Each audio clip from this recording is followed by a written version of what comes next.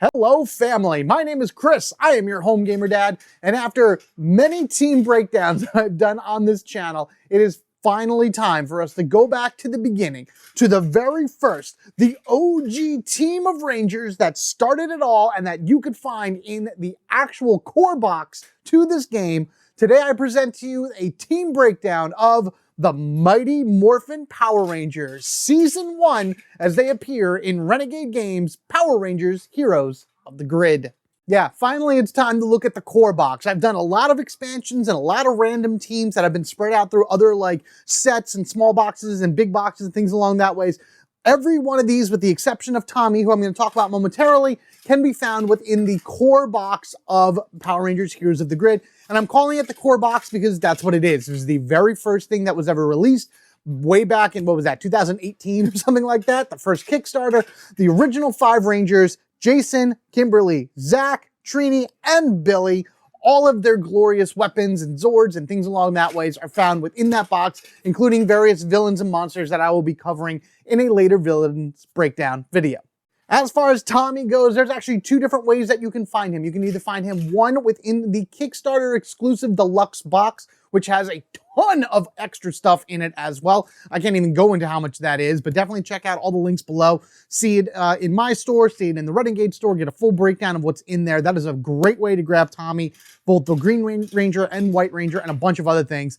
Or you can go and grab him in the Legendary Ranger Tommy Oliver set, which also has him as a Green Ranger, as a White Ranger, as a Red Ranger, as a Black Ranger, all kinds of great, crazy stuff like that. You even get a villain from that as well, too.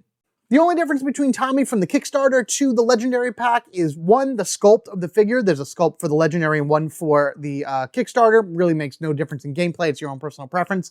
And the one that comes with the Legendary pack has a new ability for Tommy, but I'm going to get into all of that when I get into the breakdown for the characters. As always, when talking about combos, I keep it within the team themselves. So if I talk about cards from one character and how they play off of something else, I will usually just reference another card that I've shown off within here, Mighty Morphin Power Rangers Season 1. However, these guys have been around for so long that I'm sure you guys have tons of different combos out there that you'll be able to use, and I would love to hear about them in the comment section below. I'll actually be taking that idea a step further within the next few months.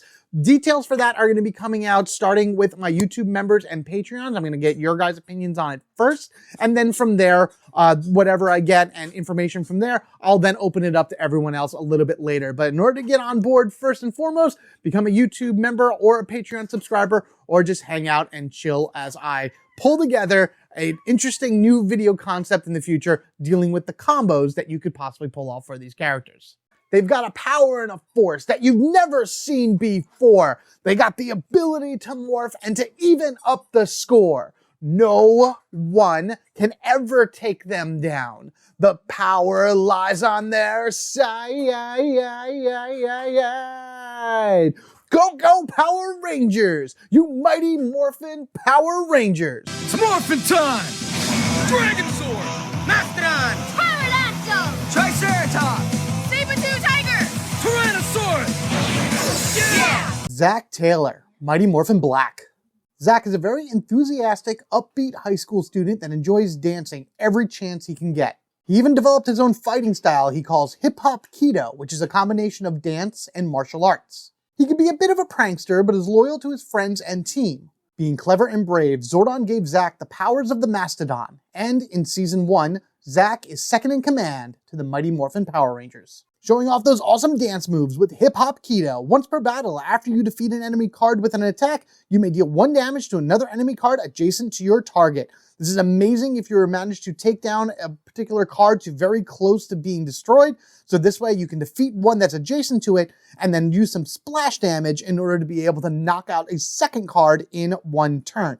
Zack has a bunch of cards in his deck that do this type of splash damage, so you definitely want to take advantage of that the best you can. Also remember that adjacency not only means to the left and right of a card, but top or bottom as well. This comes into play when fighting monsters and bosses. Within his deck, you'll find 1 X energy cost card, 4 that cost 0 energy, 4 1 energy cards, and 1 3 energy cost cards. He has 8 attacks, no maneuvers, 2 reactions, and is the typical Type 1 shield breakdown of 3-4-3. That is 3-1 shields, 4-2 shields, and 3-3 shields. Get used to this if you're a new player. Most cards have this breakdown of shields. Starting off strong with a powerful attack, the Mammoth Slam, a 0-cost 2-dice attack. If there are 4 or more cards in your discard pile, add 1 die to this attack. Absolutely amazing because this could possibly be a 0-cost 3-dice attack. Within the game, you want to definitely be rolling as many dice as possible for as little energy as possible. And yeah, this requires cards going into Zack's deck, but if he's on the front line for defense and, taking in some hits, that'll throw some cards in. Plus, he has a lot of cards in his deck itself that you want to play, that you want him to get out there and do those attacks, because Zack has the ability to knock out multiple enemies in one go, not only using his ability of Hip Hop Keto if he's able to defeat something, but also the cards themselves, as you're going to see as I go through them. Also remember, if you're playing solo, that each ranger has their own discard pile, so it's not a cumulative thing between the 3. So Zack would need to have at least 4 cards of his own in his discard pile to add that extra dice. Showing off some skills with those smooth moves. 0-cost reaction card. Play this card when any ranger suffers damage to reduce that damage by 2 and gain 1 energy. Awesome reaction right here, because not only is it a damage reduction, which could save a card from going into a discard pile and throwing it onto the bottom of the deck, but you also gain a valuable energy from this. Energy in this particular team for Mighty Morphin Power Rangers is very, very crucial, because they each have an X card in their deck, which is however much energy you spent on it, it does something. So to be able to gain as much energy as you can into the pool to be able to use it for that card is fantastic. Plus, every one of the power weapons within Mighty Morphin Power Rangers they're powerful. They're very strong. You don't want to discount them. So you want to make sure to have all that energy available in order to be able to play them as soon as you can. Good thing about reaction cards is it does not take a turn in order to play them. And again, damage reduction and gaining energy. And there's 2 of these in his deck. Showing off them moves, Zack. Showing off them moves. Now for a card that requires some energy, Reckless Blow. 1 energy, 2-dice attack. Before rolling, you may discard the top card of your deck to add 2 dice to this attack. That would mean this is a 1 energy, 4-dice attack. The normal for this is 1 energy, 3 dice, so now you're getting an additional dice to the attack, so long as you're okay with sacrificing the top card to Zack's deck. Now there's a lot of cards that enable you to kind of stack your deck in a way so you know what's next. So if you have this in your hand and you want to get the full effect out of it, stack your deck in a way where you don't mind losing whatever the top card is. So this way, not only you can power this up, but maybe you have, the other Mammoth Slam in your hand, which would then also be powered up. A lot of different ways that Zack's cards can go from pretty decent, mediocre cards to super powerful attacks, depending on how many cards are in your discard pile.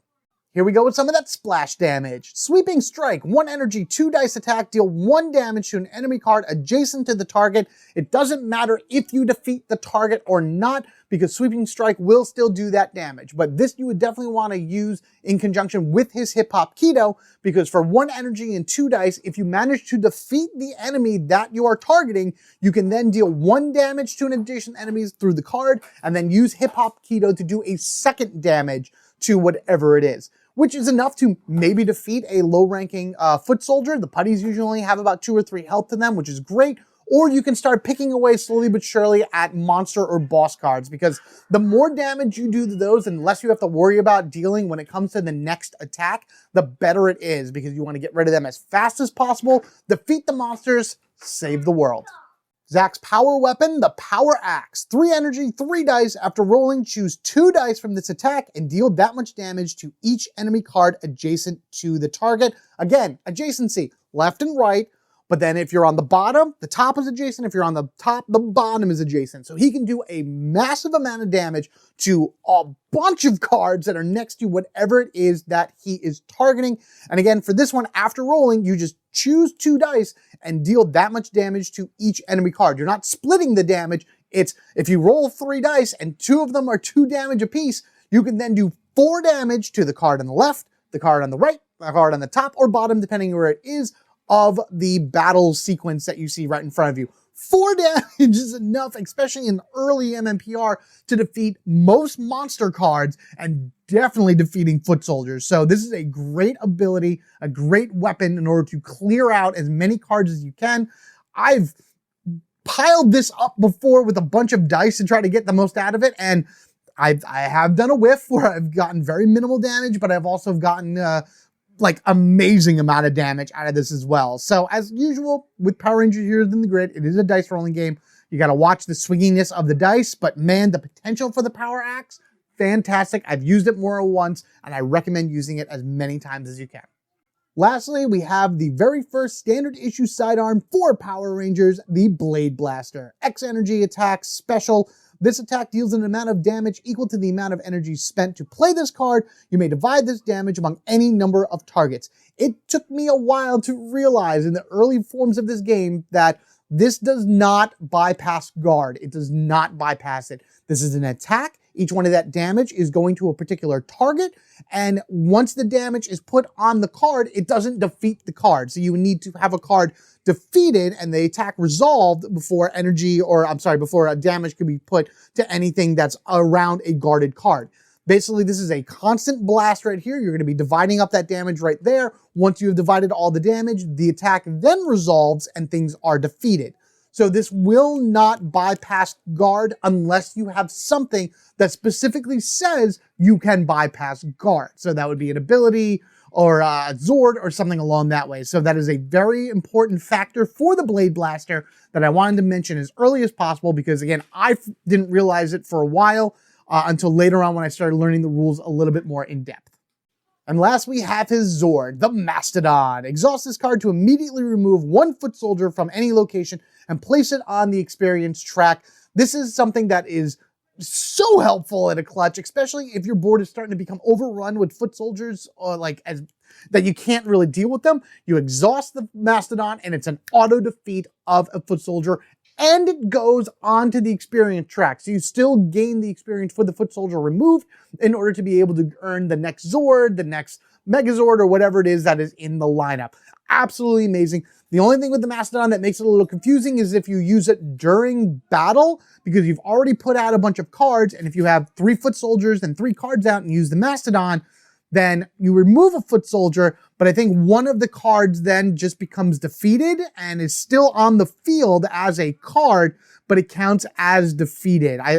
I always get confused about the actual ruling for that, and I know you guys have mentioned it before when I've talked about this particular effect in previous games. Again, anybody out there that has any type of rule clarification or rule corrections or anything like that, leave them down in the comment section below, so this way we all can be on the same page with all this, and we know exactly how to play these amazing cards to their fullest. Kimberly Ann Hart, Mighty Morphin Pink. Before becoming a Ranger, Kimberly was a stereotypical Valley girl, a bit stuck up, overly sarcastic, and kind of a ditz. However, under that facade was a talented gymnast and even some great musical talent, all of which shined more and more the longer Kimberly was the Pink Ranger. Through her grace and intelligence, Zordon granted her the powers of the pterodactyl to defend the planet against evil. Kimberly's special ability, Quick Shot. At the start of each battle, you may deal 1 damage to an enemy card of your choice. Simple, easy. You're going to do this once at the beginning of the battle, and that's it. The only hard decision is who gets that 1 damage. Do you put it on a lower health card and use some other type of ping damage from another ranger in order to take it out later? Do you put it on a monster or boss card that has a lot of health in order to help you take it down faster? Some great choices that you have in the beginning of every battle, but remember this happens once at the beginning, and honestly, it really helps out in the long run. Kimberly's deck has 1 X energy cost card, 6 0 energy, 2 1 energy, and 1 3 energy cost cards. She has 6 attacks, 2 maneuvers, and 2 reactions, and has the standard 3-4-3 Type A shield breakdown. For being someone linked to the pterodactyl, she really didn't fly that much in the series. Kira, I believe, flew more in Dino Thunder, but still, we have right here a flying kick, a 0 cost, 2 dice attack, gain 1 energy as a special ability. I love this card. This card is so good. This is a clutch card right in the beginning of the game, because you have a lot of enemies out on the field right away that you can probably take down with a few dice, just some quick hits. And then, of course, gaining the energy into the shared pool as early as you can is fantastic because you're going to be playing cards and just kind of dealing the damage all around. So seeing how much energy you have as a team in order to use your special attacks or your stronger attacks to more efficient use is amazing. 2 of these in Kim's deck, so she's able to gain 2 quick energy, no problem. She has another way of gaining energy as well, but we will cover that after we're done with her cards. I take it back, she has 2 other ways of gaining energy. Take Aim, a 0-cost maneuver card. Gain 1 energy, hurrah. You, meaning Kim, may immediately play another card. If it is an attack card, you may re-roll any number of dice during that attack. Keyword to this card is the word you right in the beginning. This means that Kim can play another card immediately after this. And that's great because some of her more powerful cards require only 1 energy in order to play. So taking aim gives her that energy and then enables her to then just follow it right up with a strong attack. Not only that, you get yourself a reroll ability in this too. Rerolls are one of those specials that you would get throughout the course of Heroes of the Grid for all the different teams and everything that you may not think is something that, you would take a lot of advantage of, but when you roll your 4 or 5 dice or whatever, how many dice you're rolling, and most of them are misses, a reroll is something that you're like, man, I'm glad I had that in order to try to get back in there, get the damage I need, and get rid of the card that's causing me all that trouble. Her other 0-cost card, Acrobatics. Reaction. Played this card when you reveal a card for defense to add the revealed card to your hand instead of discarding it or placing it on the bottom of your deck. Again, that is the key word here. These cards are all about Kim and Kim doing her thing and Kim lining up her shots and getting the cards back. I mean, Acrobatics is her basically flipping over the attack and getting herself ready for a follow-up strike. So say you have something in your hand, a strong card in your hand that you need that 1 energy for. Then an enemy attacks you and you flip over the first card and it was Take Aim, for example. You could use that energy, you could use that reroll, and instead of it going to the discard pile, you play Acrobatics from your hand and Take Aim comes to your hand instead of being taken away. The shield is still applied to the attack, so it gets reduced or whatever it is like that. If there's still more damage, you got to keep flipping over more cards. But the great thing about Acrobatics is, again, if you're revealing cards for defense for Kim and you see something that you really could use in your hand right then and there to counterattack and fight back against a monster of foot soldiers, Acrobatics is your key to immediately grab it and bring it to you. Here's that 1 energy card that you would want to take aim with to use the energy in order to use it. Arrow Shot, 1 energy, 3 dice attack, which is pretty on par for a 1 energy attack, but this ignores the guard keyword when choosing a target for this attack.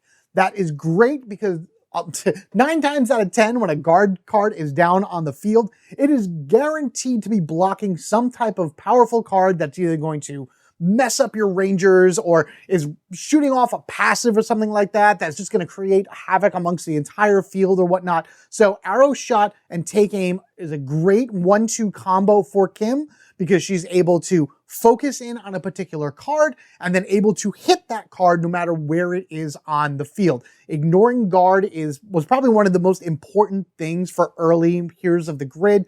There wasn't a lot of ways around like fast cards and passives. Again, you just need to ignore the guard in order to take them down. Most passive cards, either had guard already attached to it as a keyword or would always be connected like next to a guard for some reason. So ignoring guard is amazing. It's great. It still holds up for today. And again, 1 energy, 3 dice. But if you take aim to gain the energy, it almost becomes a 0-cost 3 dice attack.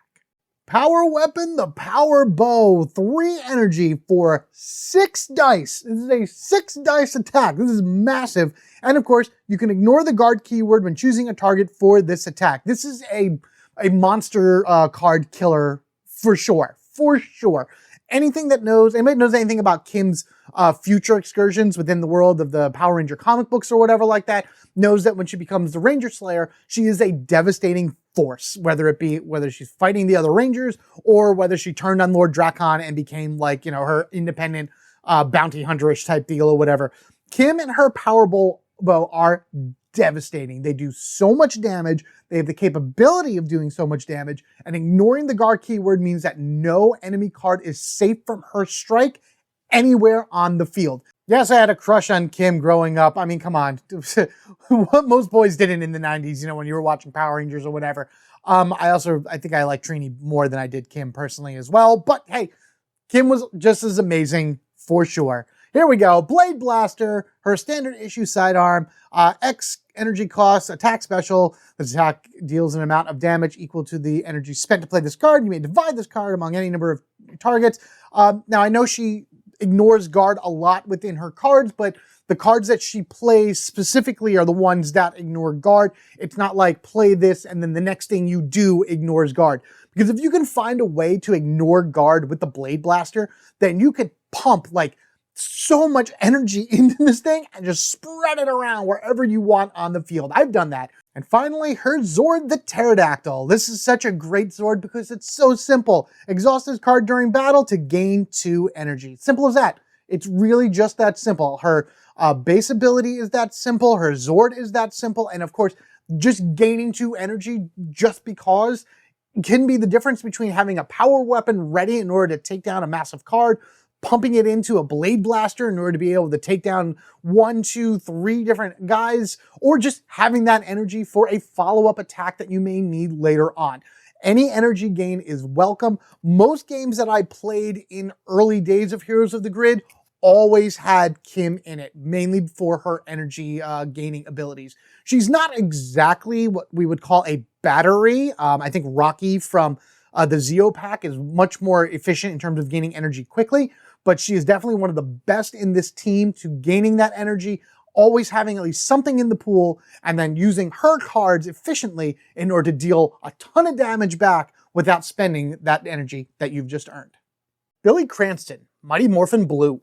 Some may see him as just a stereotypical nerd, but get to know him and find out that Billy is super intelligent, specializing in technology and an inventor. He is the brains of the group, using his quick thinking and strategic mind in order to save the team on more than one occasion. He's even developed weapons and tools for the team, stuff that Alpha 5 and Zordon could never have imagined. Patient and wise, Billy was given the powers of the Triceratops as part of the founding members of the Mighty Morphin Power Rangers.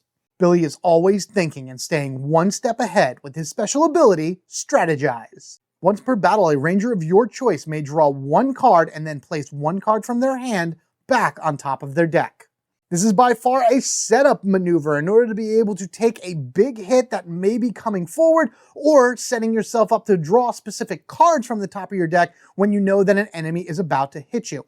Few key words here: a ranger of your choice, so Billy can be chosen for his own ability if he wishes, may draw 1 card, so you don't have to draw it, and then you have to place 1 card from your hand on top of your deck. Within Billy's deck, he has 1 X energy card, 6 0 energy, 2 1 energy, and 1 3 energy cards.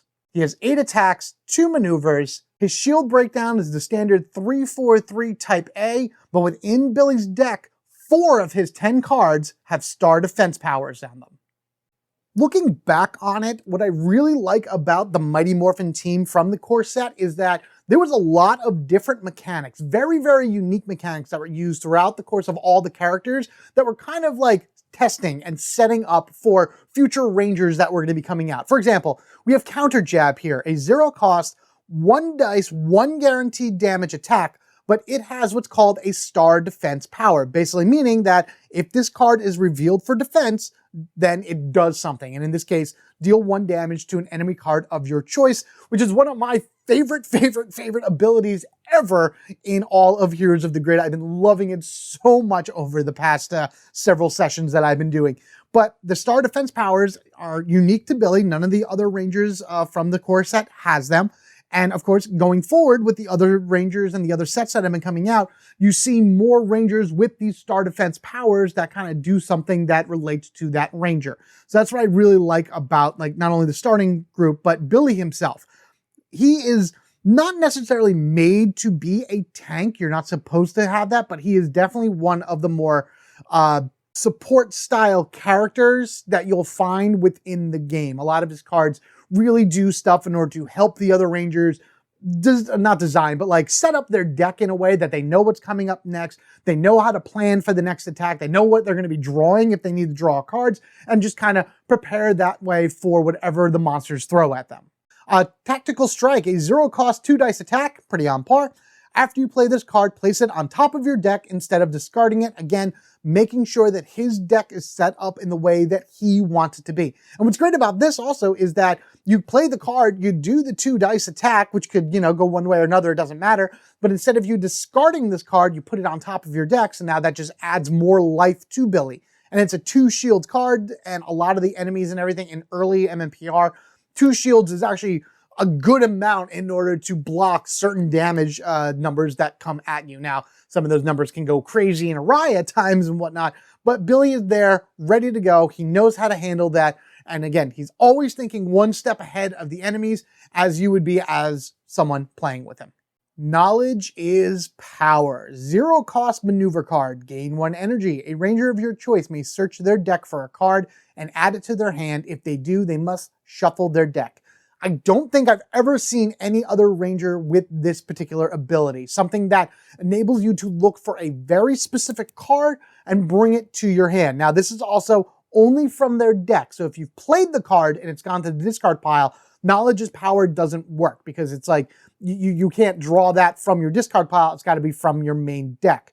Also, if you've set your deck up in a particular way that the order that stuff goes in, you're going to play Knowledge is Power, and if you want to pull it from that deck, you have to reshuffle, so now everything is, all jumbled up again like that. But regardless of anything, you know that that card is in your hand, you know that you have it for the Ranger's next turn, and you're going to be able to use it the way that you need to use it. I just feel like this card particularly is really good in solo, because generally in solo you only have maybe like 2 or 3 cards per Ranger in your hand at any one time. You're always going to be trying to search for that one card that you know is in a Ranger deck that can help you. Throw down Knowledge is Power, grab it from the deck, and be ready to play. A lot of the power weapons in the original MMPR series had dual use. For example, Zack's axe also turned into a cannon. Kimberly's bow, we tried shooting the arrow. She could use it as, not really a club, but a pseudo dual-bladed sword like Darth Maul. And Billy right here has the Mighty Maces. Normally it's a lance, so it's like a strong stick with the 2 trident pokes at the end, but otherwise that he can break it apart and he can use each one individually in order to attack the enemies. Mighty Maces here is a 1 energy 3-dice attack, which is what it is normally. It doesn't do anything else. It is what it is. However, if this awesome 3-shield card is revealed for defense, gain 1 energy, straight up just taking that back. So rather than spending the energy to do an attack, you're gaining an energy to block an attack, which is awesome. I love how that kind of works within itself that way. You could always pull Mighty Maces to your hand using Knowledge is Power, and then maybe using his Strategize in order to throw it up top if you need the energy to get that block in, or you could just play Mighty Maces, 1 energy for 3 dice. Again, is pretty on par for that type of attack in the game. Multi-uses, multi-abilities, always trying to figure out what the best strategy, what the best method is for defeating the enemies. That's all about Billy. Here we go. The 2 lances snap together to form the Power Lance, a 3 energy 4-dice attack. After you play this card, place it on top of your deck instead of discarding it. Again, it's all about Billy strategizing and planning his moves ahead of time, being able to do something strong, doing a pretty powerful 4-dice attack at an enemy, and then getting himself ready into a defensive stance for when the enemy comes back at him, trying to hit him with whatever it is that they have. You can even have like the Mighty Maces on top already, play this from your hand on your turn, and then throw that on top. So now Billy has 6 shields worth of defense ready to go for an attack that would be coming at him. Hopefully at least one of those would go on the bottom of his deck instead of losing the bolt. That would be great.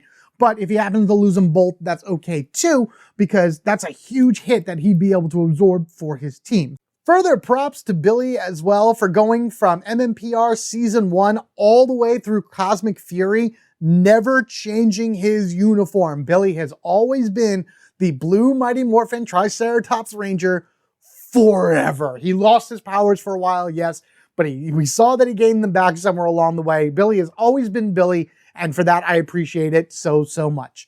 Blade Blaster, we've seen this already, wonderful. Billy is more front and center with this particular card than all the other ones. I like to mention the artwork on the standard issue sidearms because I like them being more of team focused within them. So this way, no matter who has the card, you can be like, oh, that is their card. Because usually if you're playing from Kim is front and center on the card art, or Zack is front and center on the card art. For Blade Blaster, it's Trini and Billy right there in front. So Trini's deck, it makes sense. For Billy, it makes sense. But everyone else, it's like, yep, that's the Blade Blaster. That's what they're using. That's pretty much it. All right, Billy Zord, the Triceratops, exhausts this card to allow any ranger to choose up to 2 cards from their discard pile and return them to the top of their deck in any order. This is what we call a healing card, because in the game, these shields are your health. You have 20 shields spread out throughout your entire deck. And every time you take a hit, you're flipping cards over in order to take that damage, and they're going into your discard pile. And, you know, whenever you're taking cards for battle or defending, that's your ranger losing health. Triceratops is there in order to bring some ranger back into the game. This is allow any ranger, so it's only 1 ranger. Could be Billy if he wants, he can choose himself, but he can choose any ranger at all. And then 2 cards from their discard pile, return to the top of their deck in any order. Just like Strategize, this is a setup style card. So this way, if you see something coming at you, if a monster is coming at you with a really, really hard attack, you can throw the cards that you need on top of your deck to not only be able to hit him, or I should say, defend against the hit coming in, but maybe if certain cards like Billy's star defense cards are good to throw out as well, to do a counter attack or to gain something from it. A lot of different options here, more than just straight defense. I like it. I have yet to find a bad Zord card in the original MMPR series. Trini Kwan, Mighty Morphin Yellow. Kind, thoughtful, compassionate, and more of a peacemaker than a fighter, Trini's nature is to protect others was a driving force for her accepting the saber-toothed tiger powers from Zordon, who saw her as fearless and agile. She is also highly intelligent. She alone is able to understand Billy's techno jargon and often assists him with his projects. She only fights when provoked and defends the planet with her swift fierceness. Trini's special ability, Double Strike, once per battle. After you play a card, you may immediately play another card with the same name. Trini relies a lot on having 2 cards in your hand that have the same name to them, playing them in double succession, as Double Strike here says. When you play the card again, you have to pay for it if it does cost any type of energy. So it's not like you get to play the second card for free. It's just a matter of making sure that you have the setup correct for Trini in order to be able to take advantage of Double Strike as many times as you can, but also watch how many cards you have in your hand, because if you're playing them too much, they're all going to go to the discard pile and leave Trini open for heavy damage. Within Trini's deck, you'll find 1 X energy card, 6 0 energy, 2 1 energy, and 1 3 energy cards. She has 6 attacks, 2 maneuvers, and 2 reactions. And she has a different shield layout, 1 1 shield, 8 2 shields, and 1 3 shield. This is a Type C shield breakdown.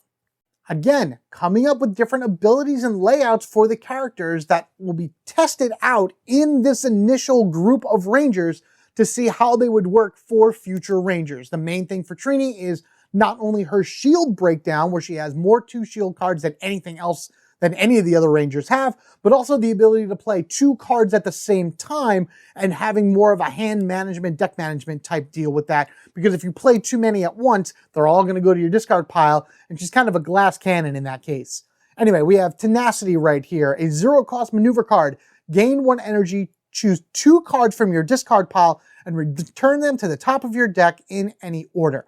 This is probably something that I would hold onto until like way near the end of Trini's deck. If you happen to get both Tenacities in your hand at the same time, you could keep playing cards and doing attacks and damage like that with Trini until maybe you have like 1 card left in your deck.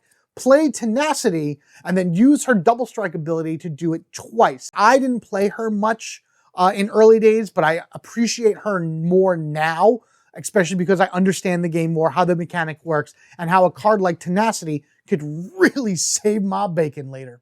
I'll be covering Pudgy Pig in the villain breakdown, so that was an appropriate thing to say. Twin Fang Teamwork, 0-cost reaction card. Play this card after another Ranger resolves an attack to deal 1 damage to the target of that attack.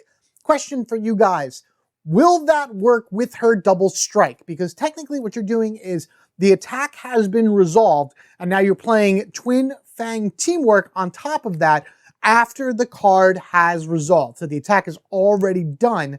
Can you then Double Strike it and play another Twin Fang Teamwork on top of it, playing off of the original resolved card? Because you can only do Twin Fang Teamwork on another Ranger. Regardless of anything, this is a great quick ping attack right here that will also ignore guard if someone like Kim was targeting something with the guard keyword and she used one of her cards to get around it. This is just a quick shot right there in order to get in there and boom, do the attack.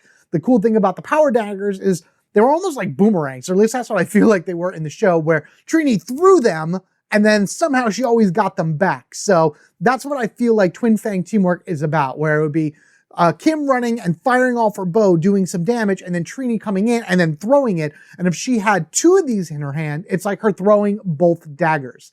Thematically, it makes sense to me. I'd like to hear your opinions down in the comment section below about it. Precise Strike, and I thought she had more of these, like, you don't need to roll damage cards, but still, there's two of these in her deck, and that's fine. 0 cost, 2 straight damage, no rolling required. After you play this card, you may spend 1 energy to shuffle it back into your deck instead of discarding it. I believe that would work regardless of anything if you played both of them at the same time, if you used her double strike. So you could play a Precise Strike, and then you can play an immediate Precise Strike afterwards. So then you're doing 4 guaranteed damage to a target. Remember, this is a targeted attack, so it cannot go around guard. It has to just hit something with guard. But then you would play an energy for each of them to shuffle them back into her deck. So even though I mentioned earlier about going through her cards and really keeping an eye on them to make sure that you don't deck yourself out later on by playing these cards multiple times in a row, she does have a lot of ways in order to kind of give herself that breather, give herself that energy, like, recharge of sorts. She was big into Tai Chi, so I can see her, like, really focusing and centering herself to bring back that energy to make sure she doesn't go down that fast, and then able to do more attacks like Precise Strike and things like that as you go along. Now that I know more, now that I understand more, now that I've seen more come out, I have a newfound respect for Trini, her original cards, and man, I can't wait to see her in that dragon armor. Saber-Tooth Strike, 1 energy, 2 dice attack. It may not seem like a lot, but if this card defeats the target, you may immediately perform a second attack with 2 dice. So you're going to be using this card in order to be able to hit something that's really close to being defeated, so you can then follow up with a 2 dice attack somewhere else. Now, the good thing about this is that the second attack is its own attack. You have to defeat the first enemy in order to be able to use it. So that means if you are targeting a guard card that is blocking something you want to get to, that first attack will effectively flip the card over, removing it from the field, enabling you to target whatever it is else that you want to hit, pending it's not guarded by something else. So really what you're doing is you're getting a 4 dice attack for 1 energy, but you can split it into 2 little attacks if that's something that you wish to do. And then I think you could do the exact same thing at the end of it with the strike. Remember, you will have to pay the energy again, so you may be paying 2 energy for 8 dice or 4 little attacks. Here we go. Power Daggers. 3 energy, 4 dice attack. After you resolve this attack, a ranger of your choice may immediately play 1 card. You have to pay for it. So yes, you could follow up Power Daggers with another power weapon, something strong, something crazy that we've seen earlier, or we'll see in a little bit once we talk about Jason and Tommy. But again, you have to pay for it or have the ability to pay for it in order to be able to use it. Quick, precise, and accurate. That's what Trini goes for with her cards, with her attacks, with how she kind of plays her deck throughout each one of the battles in the game. Blade Blaster, we've seen it, we know it, we already get an idea about it anyway. I think I like the yellow border better for Blade Blasters. Again, Trini's on it, so it's okay with her being on there. It's like her card and whatnot. I wish all the rest of the Rangers were on there, but I'm fine with it. Billy's was cool too. I'm just noticing the way Billy's hand is on this too. It's like weird and back and like in a strange position, like flat and what. That is very odd. And now that I'm actually looking at these cards multiple times in a row, I can pick apart the art a little bit more, and that's very odd positioning for you, Billy. Especially if this gun has some type of kickback, which you would think it would with that light blast on it. I don't know, whatever. We know what it does, we see what it does. You only get 1 of these in the deck, so you can't use more than 1 anyway, not that you were going to, but hey, any attack that spreads damage around can be very, very helpful for taking out multiple enemies. And finally, Saber-Tooth Tigerzord exhausts this card during a battle to allow each participating ranger to draw up to 2 cards. In a standard game, I can see this being very helpful if you are setting your deck up in a certain way that you want to be able to gain cards that you've put on top in order to be able to play, to have some more options and things along that ways. Saber-Tooth Tiger now is an amazing solo card. Yes, you're always drawing cards at the end of an attack anyway, but to exhaust this and then for your hand to just kind of blow up by 6 cards is fantastic. And actually going up against Rita, that would be absolutely amazing to use, especially if she's constantly knocking cards out of my hands. But that's for the villain breakdown. Be sure not to miss that. Jason Lee Scott, Mighty Morphin Red. Even before becoming the leader of the Mighty Morphin Power Rangers, Jason was highly respected by his friends and peers. A natural-born leader and very skilled martial artist, the idea of becoming a modern-day superhero greatly appealed to Jason. His boldness and strength were traits Zordon saw in him, granting him the immense powers of the Tyrannosaurus and the task with leading the Power Rangers in the fight against evil. Jason's special ability, Leadership. Once per battle, a ranger of your choice may re-roll any number of dice during an attack. Rerolls are key. Rerolls are so important in this game because you're going to find yourself in a position where you have a ton of dice that you're going up against an enemy that you need to defeat. You have to be able to get rid of it, and you're going to roll, and you're just not going to roll anything you need. So having the ability to take the dice that didn't quite turn out in your favor and give them another roll is crucial. Within Jason's deck, he has 1 X energy card, 6 0 energy, 2 1 energy, and 1 3 energy cards. He has 6 attacks, 2 maneuvers, 2 reactions, and the standard 3-4-3 Type A shield breakdown.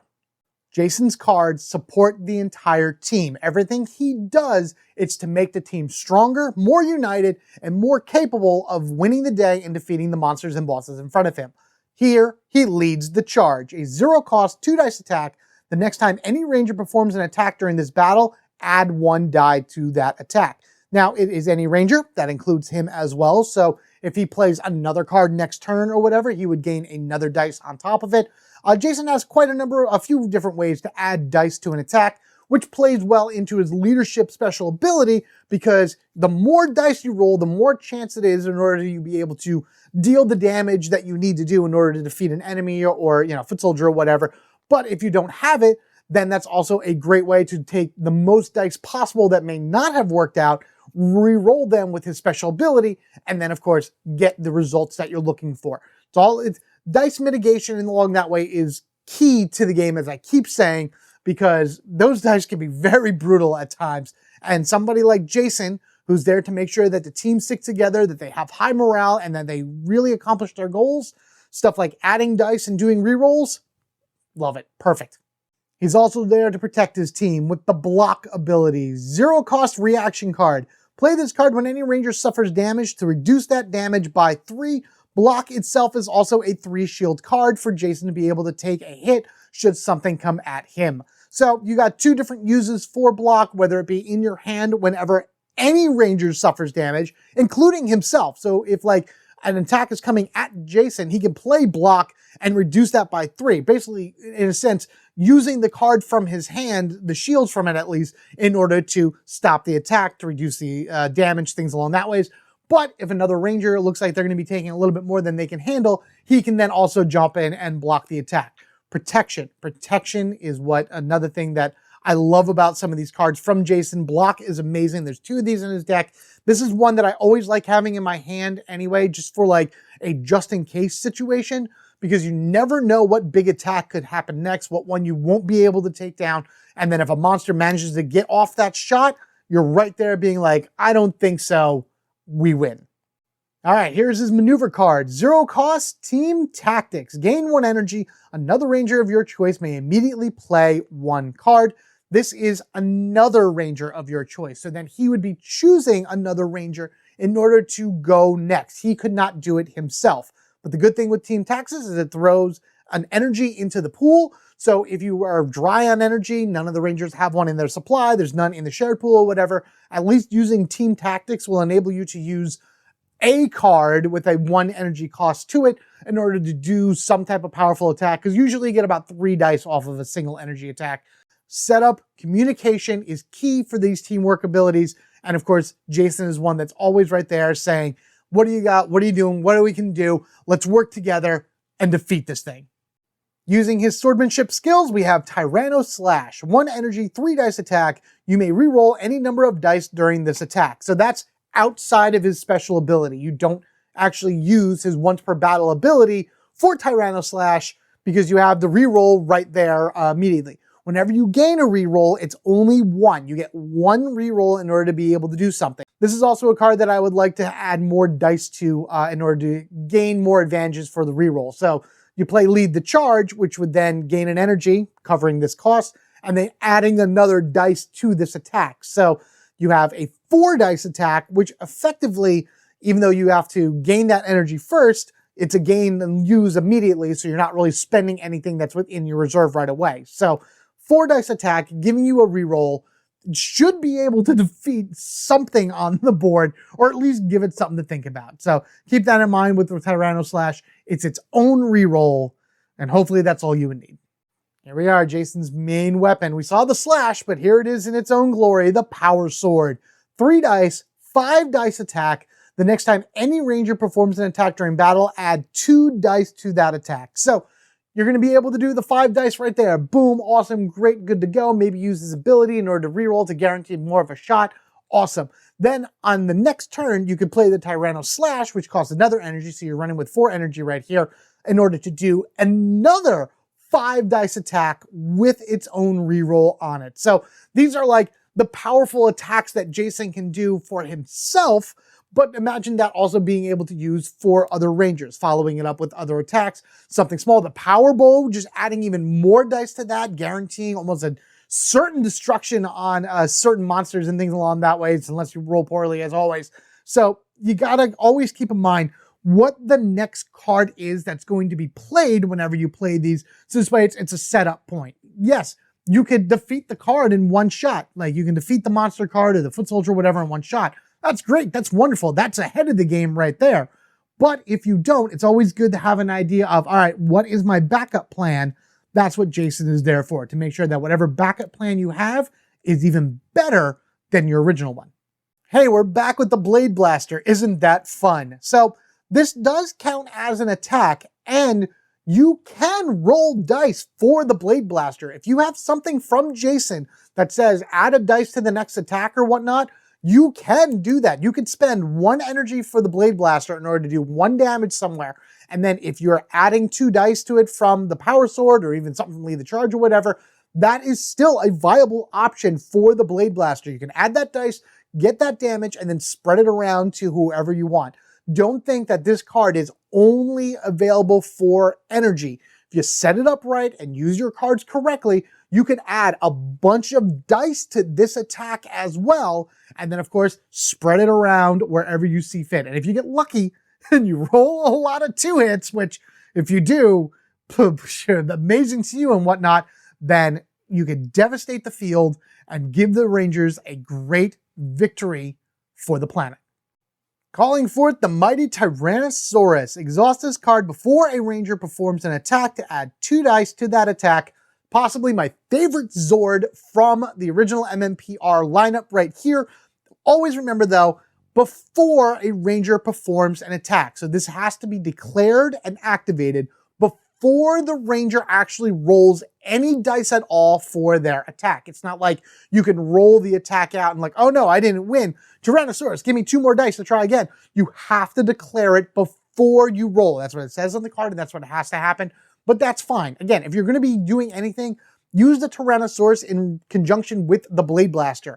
Use it also maybe after you do a Power Sword. So now you have those 2 dice, these 2 additional dice. So now you have 4 dice, and then whatever energy you pump into it would be additional damage. Roll 4 dice, do the damage, spread it out like that. Again, these are very powerful, devastating attacks that back when I first started playing this way back in the day, did not occur to me as often as they do now because I've had so much more experience with it. And again, I would love to hear all of your thoughts, your ideas, and the things that you have pulled off as well with these particular Rangers over the many years this game has been available. Tommy Oliver, Mighty Morphin Green. Brave, strong-willed, and dedicated. Tommy is one that very few would be foolish enough to provoke. His all-or-nothing mentality meant that Tommy would sacrifice everything to achieve his goals. This is likely the reason Rita chose him to be her evil Green Ranger. With the combined powers of the other Rangers, they broke Rita's hold on Tommy and cemented him into the team. From there, Tommy became the very first 6th Ranger and marked the beginning of a Power Ranger legend. Green Ranger Tommy actually has 2 special abilities. The first is Loner. If you are the only player with a Ranger in your location, you may add 1 die to each of your attacks. This is the ultimate ability for solo play because you are the only player. This does not talk about Rangers in a situation or Rangers in a particular location. This is a player in a location. Even though Tommy is part of a team of 3, you are the only player. So every one of Tommy's cards will be able to gain 1 dice in addition to whatever it is on the card. Fantastic. One of the best, if not the best, solo abilities in the game. His other ability you would find within the legendary Ranger Tommy Oliver pack, Gift of the Dragon. Once per battle, you may place 1 card from your hand on another Ranger's card. That Ranger may play that card as if it was in their hand. Place that card on the bottom of your deck after it resolves. Basically, it's just Tommy handing off a card from in his hand and saying to another Ranger, here, use this if you need to. I liked actually giving the Dragon Shield card to Zack. I did that in one of my earlier playthroughs when I had my 3 Dragon Warriors. Jason wearing the Dragon Shield, Tommy Oliver with this ability, and then Zack and I gave him the Dragon Shield from Tommy's ability here. So it's really cool that you're able to then, he goes from being a full-on, I can do this on my own Ranger, to having the ability to share his powers with the other Rangers, powering them up, enabling them to be stronger and a more capable fighting force. Within Tommy's deck, you'll find 1 X energy, 2 0 energy, 6 1 energy, and 1 3 energy card. He has 6 attacks, 2 maneuvers, 2 reactions, and the standard 3-4-3 shield breakdown. The first card I'm going to talk about is Solo Strike, and the one that you see next to me right here is the errata card. I'm going to talk about both of them right now. There was an original Solo Strike that came with Tommy, and then the new one that got put out. So check your cards, see what you have, see which one it is that you have within your deck. I sometimes will use 1 of each because he has 2 Solo Strikes in his deck, but generally it's 2 of this one or 2 of the next one. The errata Solo Strike is a 0-cost 2 dice attack. Before rolling, you may remove 1 die from this attack. If you do, return this card to your hand instead of discarding it after this attack resolves. This makes Tommy a much better solo version of himself. If you are playing as Tommy, only Tommy, by yourself, 3-4 player mode, and you are a Green Ranger Tommy, this Solo Strike helps out a lot, because if you are the only one in a battle, you will gain that extra dice because of his loner ability, should you use that, but then you can just remove that dice, play Solo Strike and it comes back. Play Solo Strike and it comes back. So he'll always have at least 1 attack card in his hand, so long as you choose to remove a dice from it. So that is the purpose of the errata Solo Strike, to give Tommy a better standing ability when in battle, to be able to take care of himself, to be able to defeat enemies on his own, as he generally did in the show.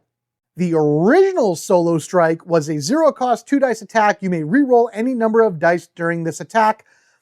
Okay, not bad. I guess it's all right. Technically, if you were by yourself, it'd be a 0-cost 3 dice attack with a re-roll, which in its own right is broken, especially in early games or whatever.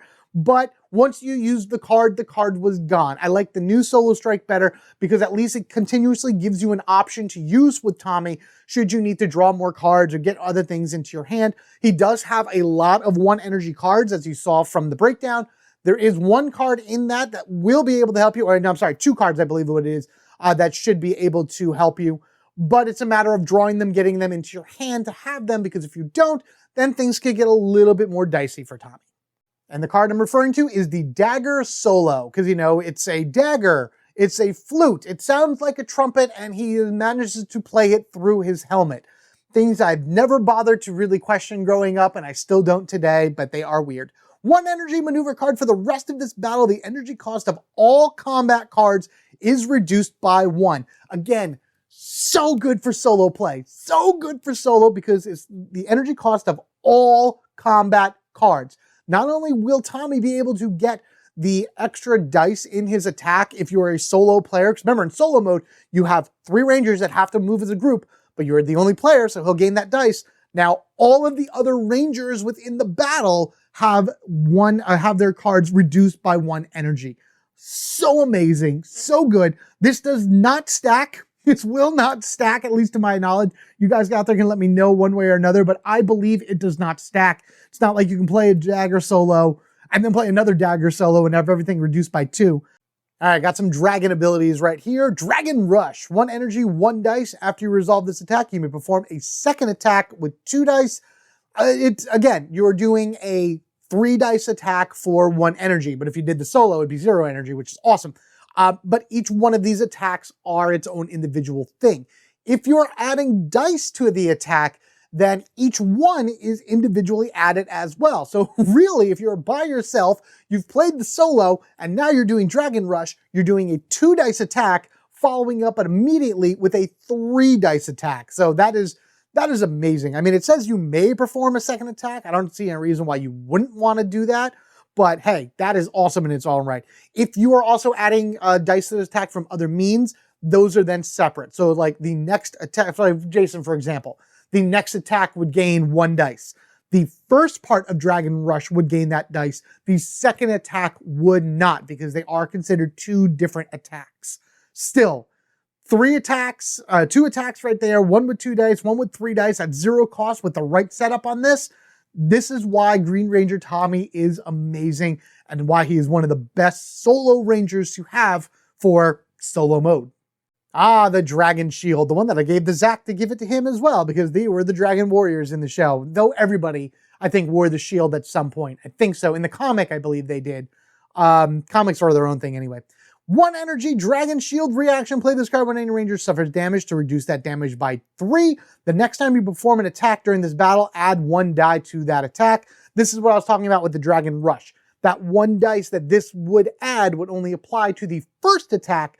The second attack would just be whatever, well, I think it's 2 dice on the card, 3 if you're Tommy or whatever. So that's amazing. Also having the ability to reduce incoming damage by 3 is great. The card itself is a 3 shield card. I wish this was a star defense as well that gives you that. It'd be a lot on this card to write that, but I would feel like the shield itself is like a staple for Tommy, and we know how powerful it is and how much it helps him reduce damage coming in. And I think that would just be even more of an amazing thing to have, especially in a solo mode. And now his power weapon, the Dragon Dagger. 3 energy, 3 dice. Perform this attack twice. So again, each attack is its own individual thing. You would do it once, resolve it, and then do it again. But man, can this thing power up like crazy. Again, you are by yourself. You are the solo player with 2 other Rangers on your team.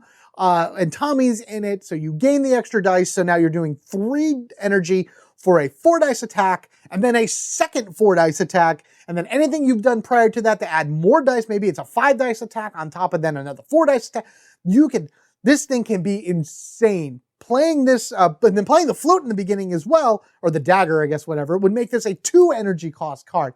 But as the Green Ranger, it was all about Tommy, all about his strength. He was like a supercharged Ranger that could handle hordes of enemies by himself, especially doing 2 3 dice attack, 4 dice attack if he's by himself. That's ridiculous, and I love it.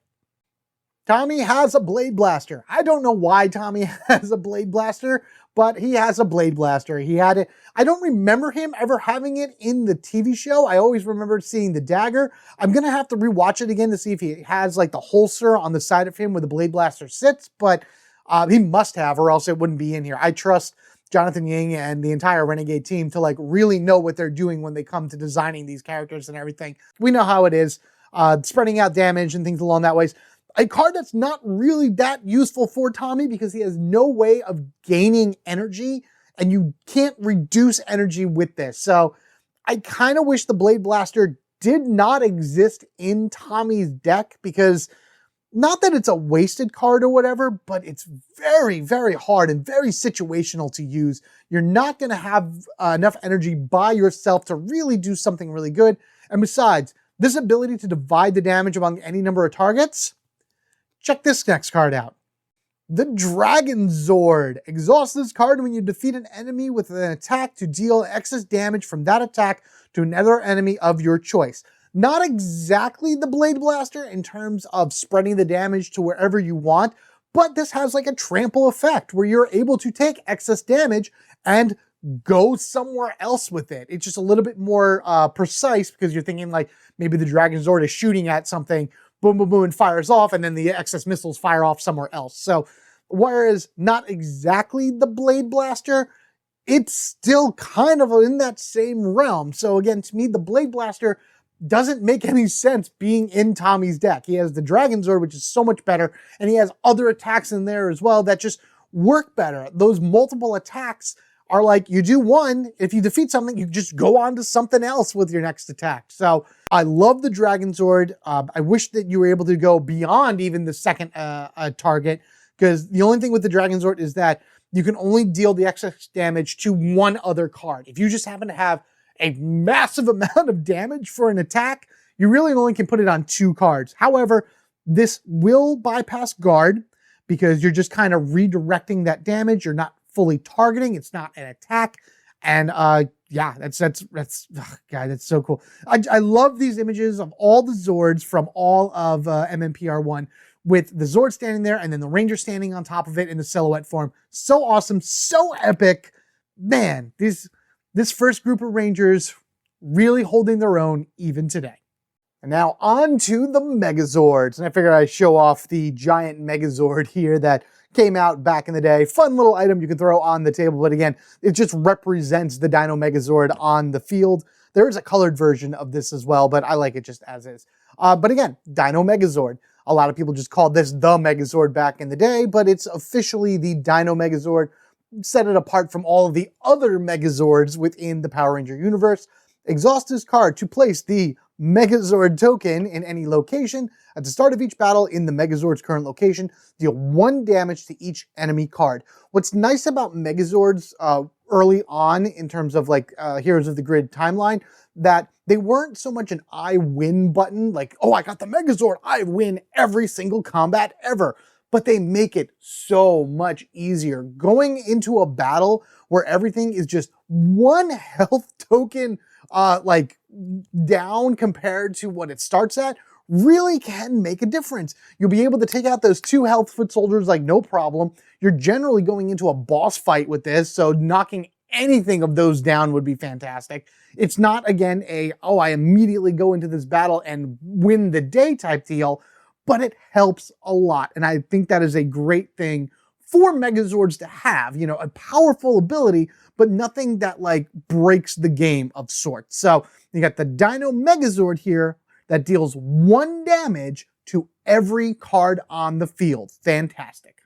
And then I figure I might as well show Dragonzord Battle Mode as well, one of the other main Megazords that were used a lot during Season 1 of Mighty Morphin Power Rangers. I'm not going to show Titanus, I'm not going to show Ultrazords, things along that ways. The Power Blaster, I'll save all those for maybe another video, whatnot, but these 2 I want to show off now. So, Dino Megazord, 1 damage to everything on the field. Dragonzord Battle Mode. Exhaust this card to place the Megazord token on any location, and this came with like a little token, not a giant figure. Wish there was a giant figure. At the start of each battle in the Megazord's current location, roll 6 dice and deal that much damage to an enemy card of your choice. So whereas the Dino Megazord dealt damage to everything on the field, the Dragonzord Battle Mode goes in and deals a massive amount of damage to 1 card. And this triggers before anything else happens in the battle. So this gets around your fast cards in a sense, because the Rangers lose that first turn right at the beginning of the game. Dragonzord Battle Mode, if you have him out and ready to go, you can take out that fast card before anything happens, and then the Rangers just get to go first. Just that one section right in the beginning, that Ranger and then enemy turn just are completely gone, and then the Rangers get their turn like it would be any other game or whatever. It's still awesome. It's still a really cool ability, and I think it's something neat to have with Tommy if he's in your group. You know, rather than having any other Megazords, put the Dragonzord Battle Mode in there. Just a fun new type of Megazord to use for your game. Thank you all for watching this team breakdown of the Mighty Morphin Power Rangers, the original team, the original 6 that we all know and love. Let me know your opinion down in the comment section below. What did you think of these guys? Do you still use them? Is this something that you'll go back to every so often? Are you a solo mode player and think Tommy is the best solo mode ranger ever? Because I do, obviously. Look, let me tell you, looking at all of this and getting a retrospect on how these cards were made and each one of the individual characters and everything like that, it's so cool looking at this again, because this is where the game all started. And you can see the love, the attention, and the respect that Jonathan Ying and all of the game testers have for this franchise, because each one of these Rangers is unique and it feels like that Ranger. They have cards, they have abilities, they have just all types of things about them that really play off of who they are, their personalities, their story arcs, all kinds of stuff like that. There is so many more Rangers for us to check out in the future, more to be released, a ton that have already been released. This game is huge and it's just going to keep growing, and I look forward to each and every release, as I hope you do too, as we sit here and talk about it together. That means in order not to miss any future Power Rangers Heroes of the Grid action or any other fun video I happen to put out, be sure you are subscribed to the Home Gamer Dad. If you wish to support the channel even further, there are ways to do that down in the description section below. Of course, YouTube memberships and Patreons are always the best thing for you. I would love you guys to sign up for that in order to be able to get a little bit of a sneak peek about stuff that I'm going to be doing in the future, scheduling and early videos, things along that ways.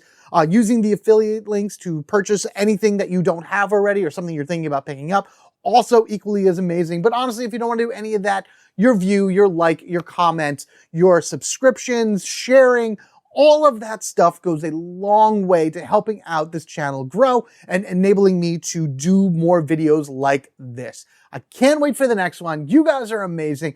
As always, take care of yourselves and each other. We are family forever, gaming together. It's Morphin Time, everybody. So back to action we go, and I'll see you in the next one.